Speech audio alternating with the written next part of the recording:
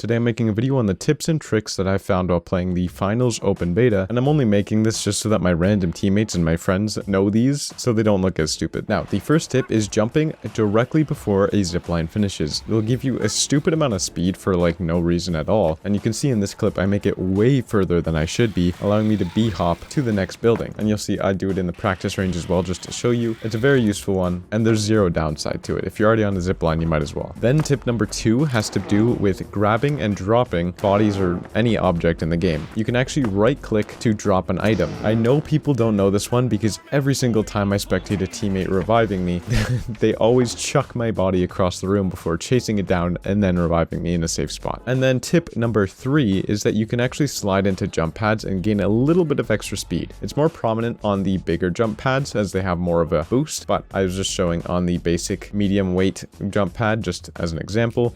Although the distance is definitely minimal, sometimes it can be the difference between you catching a mantle and not. Tip number 4 is to shoot the green windows and not the clear ones. If you run through a clear one, it breaks automatically, but it's just something to keep in mind. Sometimes when you're running away from someone, you need to know this. Tip number 5 is you can actually be invisible while charging the sword right click. This can be useful to sneak up on people and do a massive amount of damage without them ever really knowing you're there. And here's a clip of my teammate doing it in game.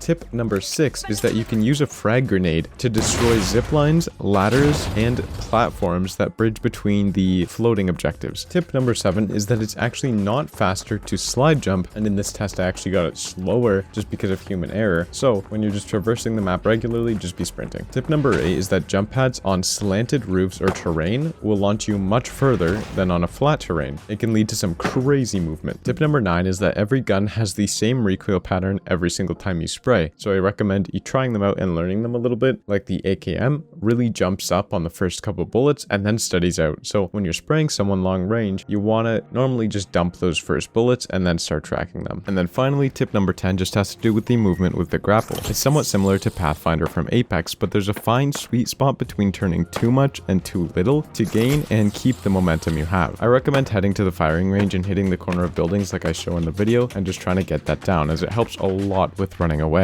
And then a little bonus tip is that, again, similarly to Apex, you can actually hold onto the grapple and do a full 180 in the air, which I found to be extremely good at running away from specifically other grapplers, as normally they let go after the first swing and then you're going the other way. But yeah, I hope these tips were helpful, and if you have any more, I'd love to hear them in the comments because I'm still learning about this game too. And if you liked it, subscribe so I know to make more of this content, as I would love to, as I'm absolutely having a blast with this game. That's all. Bye bye.